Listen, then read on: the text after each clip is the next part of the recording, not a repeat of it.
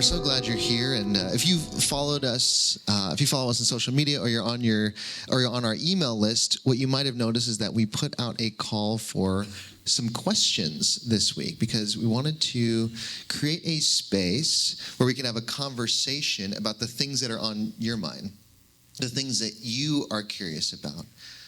When we do Q&As here, we like to call them Q and R's because it's not about answers. It's more of a question and response. It's an opportunity to stir up a conversation. And I felt like this would be a really nice time to do that. And so we opened up the floor for your questions this week. And the first one came in. I was so excited. I was on the edge of my seat to see what was on your mind, Aldea. And the first question came in, and this is what it said. It said, why? And so I thought, that's a good start. Why? Why are we doing this? So there's a couple reasons why. And the first reason is that I thought it would be just a really great opportunity to have a conversation with my friend Devin and to introduce you to him. And he is joining us from Seattle, where he pastors a community called Missiongathering, Bellevue. It's a community that I was a part of before joining Aldea. And so Devin has not only been a friend, but a mentor to me and someone who really has taught me so much about leadership and what it means to do this kind of work. And so I'm really excited to introduce him to you all. And I don't know if you want to say hello or... I'm just really honored to be here. I think the mentor has become the mentee in our friendship. And I'm really grateful for that. Hugs already, man. So the real reason Jake asked you all to submit questions is because he wanted to get out of writing a message. So here we are. There you go.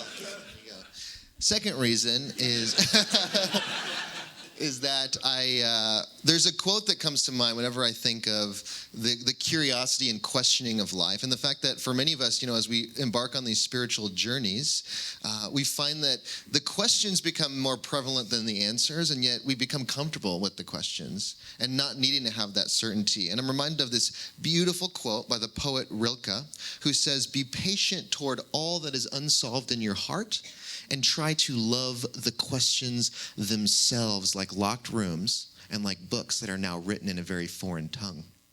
Do not now seek the answers, which cannot be given you because you would not be able to live them." And the point is to live everything. Live the questions now. Perhaps you will then gradually, without noticing it, live along some distant day into the answer. How many of us have felt this on some level? Approaching some of the unsolvable loose ends and threads in our lives, not with a desire to answer, but just to live the experience of the uncertainty, of the unknowing, and then finding that we actually walked our way into the answer without even realizing it. So that is why we are going to do a Q&A today, or Q&R. And so I'm going to start with the first question, the first real question that was submitted. I just love that you framed it this way, because my upbringing was one where certainty was the most important thing. Questions were not only frowned upon, they were seen as almost sinful. I grew up in an evangelical Christian tradition called Southern Baptist in the Bible Belt of Missouri, and fifth generation Southern Baptist pastor was my father. Those roots run deep. So this is just so refreshing and healing for me to be in a space, and I am in a space now up in Seattle, where questions are seen as sacred and divine and holy and good and beautiful and the only way forward. And that certainty is actually a lack of faith and trust in life and reality. So thanks for framing that. Yeah. All right, question number one. Remember, this came from you within the community, but they are anonymous, and so, and I should mention, if during our conversation you feel so inspired, you feel like, I had a question and I didn't get to ask it, you know what I like, QR codes. So, Scan this QR code. It'll take you to our question page. And if we get an opportunity, we'll see what questions we can answer that haven't already been asked. Number 1, how can I support my nearly adult-aged children in their spiritual endeavors when they don't necessarily align with me anymore? It feels so uncomfortable. I'll start. We're going to tag team. I'll start. Yeah, we're both not parents, so we really have no expertise in this question, but just take it with a grain of salt. I saw a meme this week that said, why is it that we don't allow people without kids never to give any kind of advice or insight onto the parenting experience? Because we've all had parents, right? And we've all broken cycles in our own lives. So those are my credentials today. So. We've been talking a lot here at Aldea about stages, about how we evolve and how we, in different times in our life as we grow and as we embark upon a spiritual journey, that we occupy different stages. And speaking from the perspective in this question of a parent, it checks out that you might be in a different stage of the journey or of consciousness than your child because you are older than them, right? You've lived life and you've had some different experiences. But I think one thing that happens when we look at people who are in different, frames of mind and different spiritual stages as us, and this doesn't have to be parenting, this can be friends, this can be anybody. Sometimes things that we see as maybe regression, right? That in our lives, if we were to be thinking that way, it would be a regression for us. It might actually be a progression for them, right? That there are things for us where we say, oh, for me, that would be a step back. And yet for someone else, it could be a step forward. And the point is not to judge everything based on how you would have liked it to be in your own life, but what is it doing for them, right? We celebrate movement along the spectrum of life, however it shows up, even if it looks differently than our own journeys. I think we're moving out of this paradigm spiritually where for centuries, millennia even, what we've most celebrated is that we all can agree on the exact same things, that we all have sort of a shared construct. And if we don't believe the same things, then that puts us at odds with each other. That seems like the dominant mindset of our world for so long. And I think we're actually entering into something new where we can create space for each other to have a different journey, a different belief, and really trusting each other's inner authority. And I think that's really, in a lot of ways, how I define love, is creating the space for other people to express how they need to express, creating presence for them. Last thing I'd say is that, this person says that it can really feel difficult and uncomfortable. And Ram Dass talks about how when we experience something that triggers us, that causes us discomfort, it can almost be like a mirror for us, that wherever we are triggered, it shows us where we are yet to be free. It shows us where we are still attached. So maybe this is an opportunity for this person to work on that feeling. Maybe the goal is not to align with your children, but to free yourself and to free them of that need to look exactly like you. And I think when you free them, you free yourself. So that would be my start. Yeah, when I think of this question, I kind of feel it in my gut. It's so uncomfortable. Like, I can't imagine raising a child and you have this expectation of where they're going to go and how they're going to think, and they're going to follow you along that path. And then when they go a different direction, it's got to be more than just uncomfortable, but maybe for some even heartbreaking and confusing. But I think for me, it reminds me, not just in the parenting world, but this applies to any relationship or friendship where you have any level of influence, is to meet people where they're at, not where you want them to be, or not where I think they should be. That's really hard to do, really hard to do. My grandpa was a Southern Baptist pastor in Little Rock, Arkansas. My father was a Southern Baptist pastor who kind of deconstructed and went through more of a progressive view of spirituality in the world. And there was a lot of tension on those holiday dinners. Late night, some coffee after a meal. And Well, that's your problem. You can't be having coffee at night. I don't. It was decaf. Calm down. They had some heated conversations, never angry, never raised voices, just serious conversations about theology and the Bible, and they had two different worldviews of those things. But I love that my dad felt safe to ask questions to his parents and to flesh out some of those conversations. And I think that's kind of something I want to carry into my relationships. Of how do you create a relationship where it's not centered on what you both see and agree on, but it's centered on you being a safe space for them to return to when they do have questions, when they do think different. So your job is not to control what direction they go, but to be a safe place to return.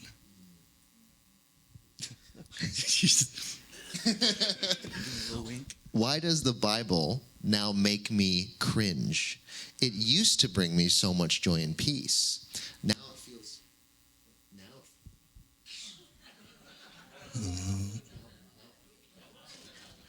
This is what happens when you criticize the Bible.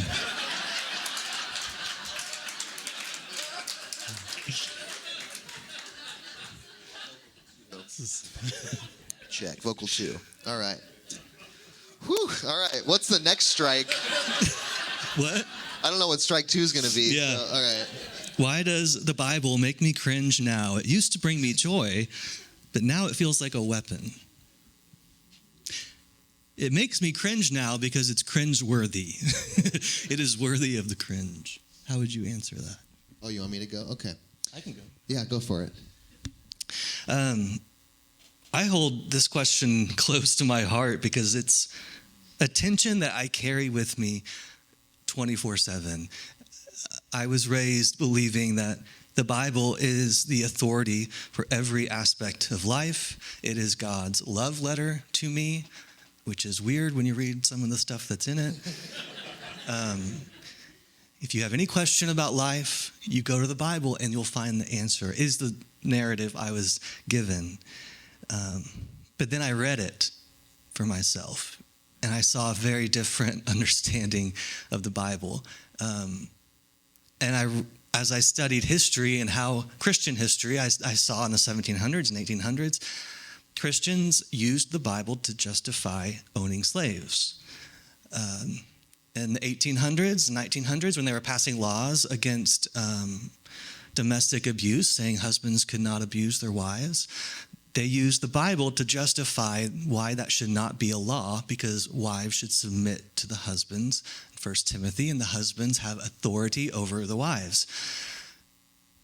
Yet at the same time, in the 1800s, the abolitionists used the Bible to say that slavery was wrong and against God's will. In the 1800s and 1900s, people used the Bible to say that no, God does empower women. Look at Deborah and Prua and Junia and all of these women that many people have not heard about because they defied male authority in the name of God. But when the church is run by patriarchal white men, they don't want you to hear those stories. The Bible can be a tool. It can be a source of hope. It was a source of hope for black people, slaves in the 1800s. When they started to read the passages that were more than just obey your masters, and they read the stories in Egypt of coming out of slavery and God rescuing them, the Bible became a source of hope and survival for them.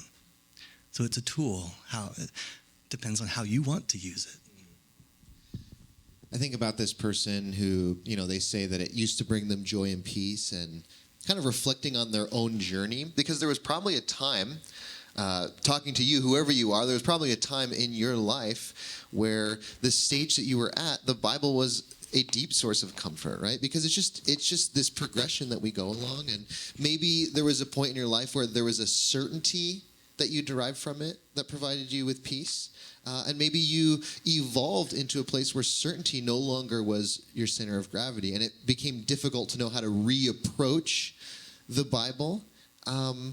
one thing I'd say is that you don't have to. You do not have to figure out how to reintegrate it back in your life if you don't want to. Something that I've figured out in my own journey is, just for myself, there are so many books and so many traditions that I won't be able, there's not enough time in my life for me to explore all of the possible threads of spirituality that are out there.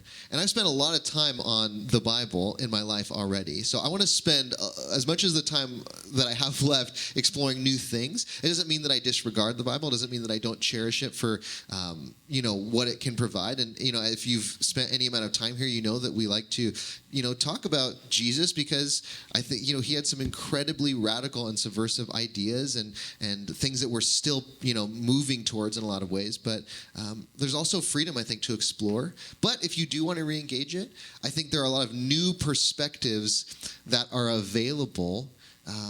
There are things that we miss because of our culture, because of our upbringing. And I think this actually goes well into the next question. I might be skipping around based on how you have your notes, but got any ideas on how to separate Jesus-loving Christians and Christian nationalists?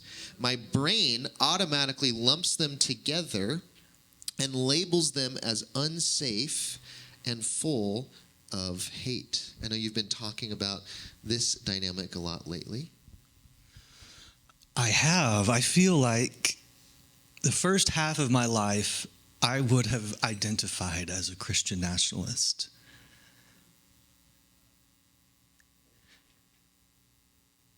That makes me sad. I'm no longer there, thank God. There's a passage in Scripture in the Gospels where the Pharisees, the religious leaders, are asking Jesus questions, and Jesus says, "You search the Scriptures looking for eternal life, and your Scriptures point to me." And I think that's one of the problems with Christians in America. Their head is so stuck and focused in on the Scripture and a literal interpretation that they're missing out on what the Scripture is even pointing to. Love your neighbor as yourself. Love your enemy. And not only do they focus on that Scripture, I don't think most Christians even know what the Scripture actually says. They just listen to whatever their religious leader tells them that it says. So that because I feel like I've evolved from Christian nationalist into Jesus follower, I think a Jesus follower is someone who follows the way of Jesus. The early church, Jesus followers were known as people of the way of Jesus, the way of love your neighbor, the way of love your enemy. Christian nationalists believe that. I'm also learning that a lot of people, has anyone not heard of this term before or unaware of the term? And I've had a lot of conversations with Christians who are in the conservative evangelical world who don't have any concept of what this is. Christian nationalists are an evangelical conservative movement in America that believes there are 7 areas of reality of the world that evangelical Christians must have dominion over. So politics, government, entertainment and media, education, et cetera, et cetera. And they use the Bible to justify the policies that put them in power. So Christian nationalists use the Bible to have power over people. Jesus followers have power under and power with people. The first will be last, the last will be first. Humility, all of those messages. And I want to say that you can follow the way of Jesus because the way of Jesus looks like so many spiritual traditions in human history. They all have the same thread. And it's not power over, it's not controlling, it's not coercive. It's a power with those who are marginalized and those who are oppressed and those who have their backs against the wall. And because God, according to the Christian Bible, is on the side of the oppressed. And so I think that's a big difference. I can't cook at all. I was going to say that next. I can't cook, but the one thing I feel like I'm able to contribute in the realm of food is I feel like I'm really good at picking out fruit at the grocery store. Anyone feel me? Like my grandmother taught me, like you knock on a watermelon, you got to feel the avocado. It's all this. So I feel like that is my one contribution. But Jesus said, you will know something, you will be able to determine the goodness of something, the wholeness of something, by the fruit that it bears. The tree, you will know the health of the tree if it bears fruit. And, I know a lot of you have trees that bear fruit, right? And you know when it's like a good, healthy tree, and the fruit that comes off of that tree is healthy as a result of that. And so I think, put very simply, Christianity is a diverse tradition. There's so many expressions of it. And so for you, how do you define fruit? How do you define goodness? And do you see that coming from that individual or that group, let's say? You will know them by their fruit. So use fruit. At least for me, I use fruit as a compass. When I say fruit, very specifically, I'm saying I use the results of the actions, the type of life that people are living. Part of the reason why I began to deconstruct my religion in the first place is because I noticed there are a lot of people in this religion that don't have the quality of life that the tradition is even promising. And there are a lot of people outside of this tradition that are living fully, deeply, and from a whole place. And so use that as your compass. I just wanted to say, there was an evangelical missionary in the early 1900s who worked alongside Gandhi, and he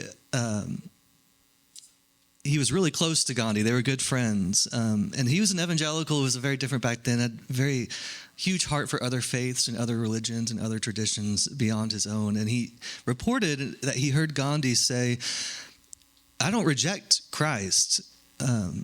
It's just that so many Christians do not look like Christ.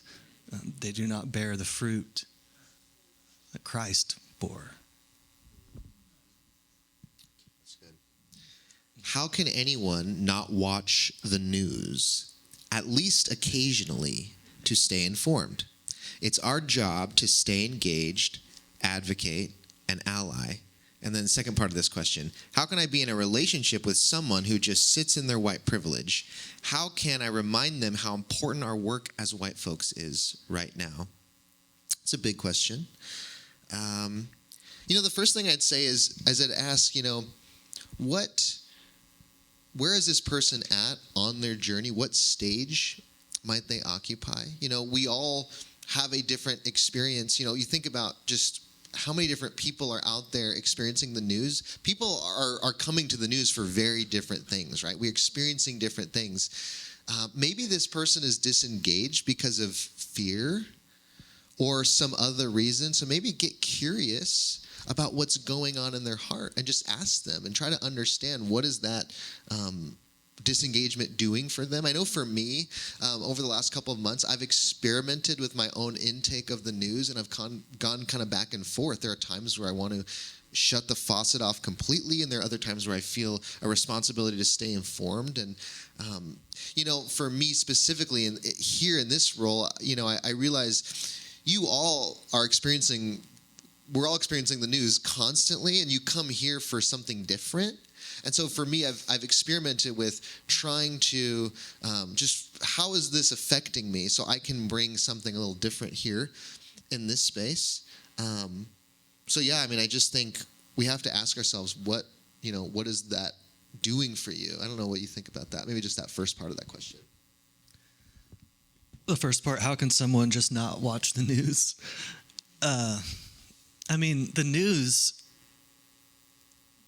is an entertainment industry, if I'm honest. They are going to tell you the headlines that they think that you're most likely to click on. They don't tell you the whole story. They don't tell you all the stories. So I have both compassion and I feel this question deeply because I have friends like this, but also the news isn't the truth. So I love what Jake said. I think that's the starting point, is to be curious. And with so many people and situations in life, ask, how did you get to that way of thinking? What happened in your life to lead you to this place? Have you heard the story of this person? Have you heard this person's experience? Have you heard my experience around this? Rather than an attitude of, why the hell don't you watch the news? so full of white privilege. You don't care about the rest of the world. You're blind to your own privilege. Maybe they are, but honestly, I was too for half my life. And it took a lot of little pieces to chip away over time from different places before I was able to go, oh my God. I was completely unaware of reality and my own privilege and the experiences of other people. So yeah, I think be curious is huge. Another one that came in that I think ties into this, staying informed but not overwhelmed with fear related to our politics. Some ideas for coping. Maybe some ideas I haven't thought of.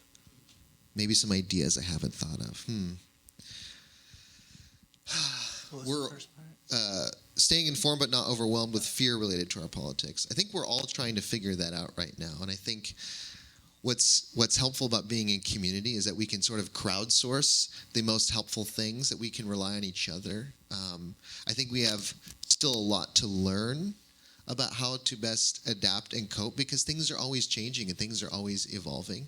I think for me, just realizing how things seem to move so fast. If you are staying really rigid, the speed of things will break you in a lot of ways. And so there's a level in which we need to stay flexible and we need to stay fluid. The Tao talks about being like water, being receptive, being open. And so whatever I think gets you in a place where you can flow with reality as it seems to be changing and moving, I think you'll have an easier time. Yeah, when this is our first time to Tucson, and I was just blown away by the landscape and the mountains and the saguaro cacti were just breathtaking to me, because nowhere else in the United States do you see this landscape. It is unique. And so I wanted to know how those cacti grew and why they exist at all. And the fact that, Olivia told me it takes 50 to 75 years to grow one arm. They live hundreds of years. Some of these cacti were here before white men came and kicked the native people out of here. Like, these are old elders. And they're so rooted and they're so grounded and they're able to survive and thrive on so little when the environment is so harsh and destructive. And I feel like it's like a life lesson for us with social justice and how do we stay rooted and grounded. When the storm comes, the cactus doesn't just try to suck up the whole storm. It just takes whatever it happens to be right in front of it and it stores it and it keeps it so that it can survive. And I think that's like a spiritual lesson for us. How do we stay grounded and rooted right here in the present, aware of what's in front of me, aware of the needs right in front of me, aware of who is right in front of me, who is in need of love and care and support. Because it is overwhelming, and you can't fix it all, and you won't. And change happens slowly over time. And so I think there's a balance between being informed and being present and grounded. Anybody remember the Serenity Prayer? Does anyone want to say that out loud?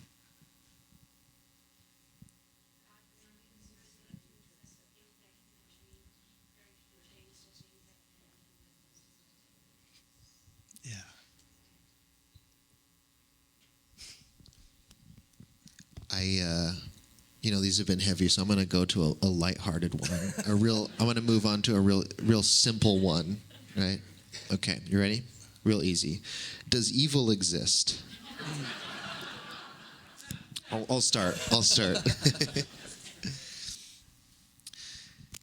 I've been talking about this movement from an old paradigm into a new paradigm, and in many ways I do think that we are on the cusp of some major evolution spiritually. I think that what we're seeing in communities like Althea or Missiongathering Bellevue is the beginning, is the peaking of the light of a new paradigm, a new way of relating to each other and gathering and really being human. And so I think something that we see in the old paradigm in regards to evil is this really dualistic black and white breakdown of good and evil, which so often has been used in tribalism. We are good and they are evil, right?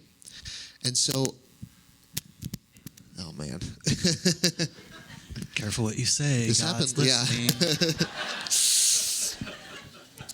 I think that as we progress, our understanding of what we would consider good and evil becomes a lot more nuanced. For example, we might move into a stage where we recognize that everyone who perpetrates something that we might call evil has also had horrible things happen to them, has also been a victim.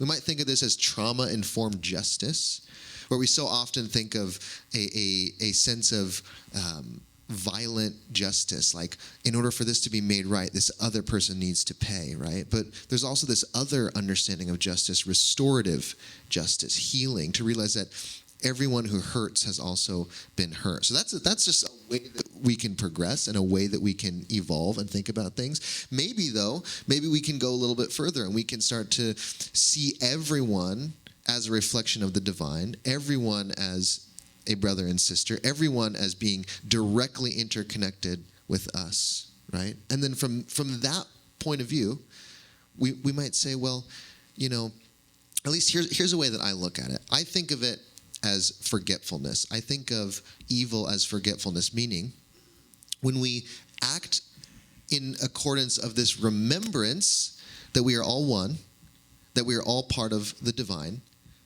it changes our actions, right? We act a certain way. We love each other. We take care of each other. We can't see someone suffer and not do anything about it if they are truly one with me, right?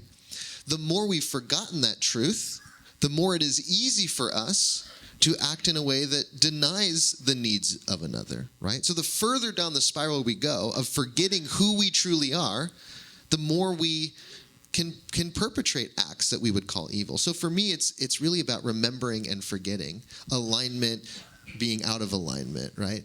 Healed being unhealed. So that's sort of my approach. Yeah, that's my answer too, yeah. Yeah, I think there is evil in the world. There are wars, there's violence, there is, even in nature, I mean, there are earthquakes and storms that ravage and destroy homes. We're from Missouri, lived in Tornado Alley. There's just so much violence and pain in the world, and so much of it we do to one another. And I think the tradition I was born into gave that evil a name, Satan, the devil, and I think it turned into an excuse. And it gave us an easy answer to point to, that's the devil.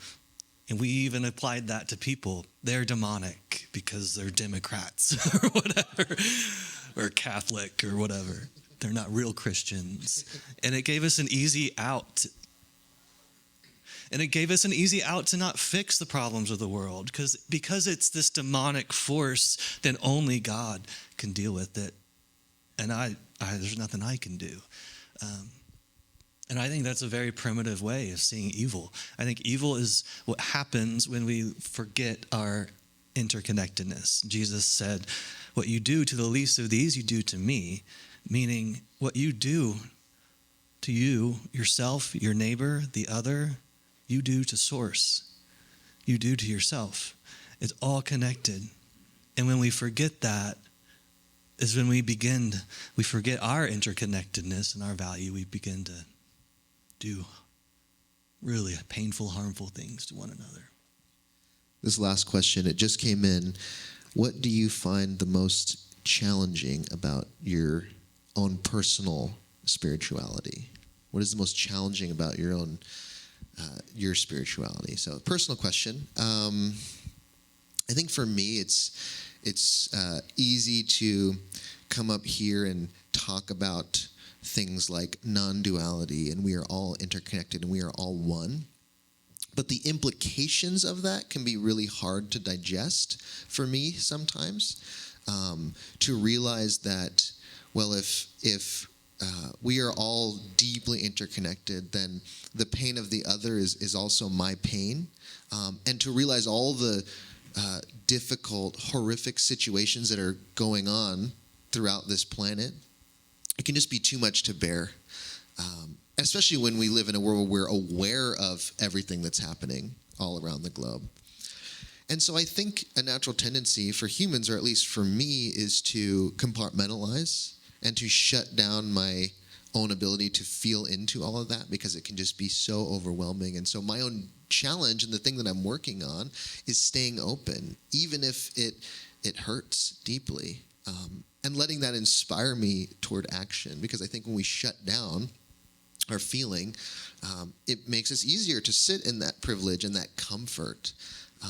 And so that's a challenge for me, and something that I want to work toward, is not just to talk about it, right, but to feel and sit with what these things mean. How much time do we have? What time do we get out of here? We're good. We'll wrap it up. Okay. My biggest challenge is how to not be bitter towards Christians. That's the tradition I'm still in. As I pastor a Christian church. My spirituality, my journey started with a rigid black and white, good versus evil, God versus Satan, certainty. We have the right answers. We have the truth. Our job is to tell everyone else they're wrong and what our truth is, because it's the truth. Deconstructed all that in a completely open, non-dual place now of curiosity. But I still have this piece of me that's like, where I'm at now, I have the truth. Those Christians over there, they don't have the truth. They need to know what I know. If only they knew what I knew. And I have this exact same mindset that I had when I was a high school youth group Christian. So it's a resistance to that arrogance, and to have an openness and a curiosity, and recognizing that people are where they're at because of where they are. Like if you grew up in Kentucky in a rural little town that was conservative, and you were given this one little worldview, and you were told this is the one way to see the world and everything else is wrong, would you not have maybe made some of the same decisions that they did, or maybe see the world the same way they did? Like have some curiosity about how people come to where they are and where they start, and have compassion and care about that. I think that sums up so much of what we've been talking about today. So would you share some gratitude for Devin joining us today? Thank you all for having me.